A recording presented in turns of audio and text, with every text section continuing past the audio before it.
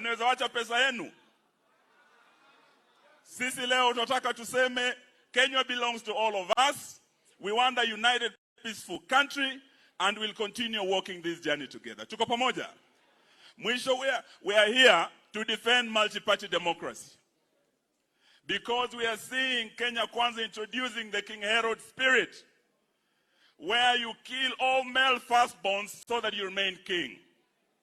UDA wananjama ya kuwa vyama vyote eti tubaki na chama kimoja cha UDA kitakachoongoza Kenya kwa miaka 100. Hiyo mnakubali? The first male child wanajaribu kuwa ni Jubilee.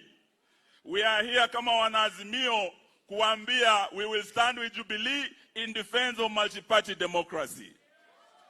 And we want to tell the man from Mathira,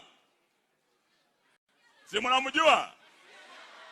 Ati he was just stamping, ati amemaliza Jubilee, out of 28 MPs amewanyang'anya 26. Ati amemaliza ODM, amechukua wabunge 8. Hata chama changu cha DAP, Mheshimiwa Rais, nimevamiwa 2 weeks ago. They tried to cause a coup in the neck, tukakabiliana na hawa. They are targeting Wiper and all other parties. Today we want to say we are here in the spirit of the Musketeers, where the Musketeers will say all for one and one for all.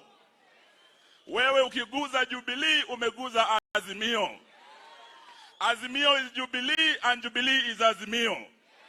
Tuko pamoja.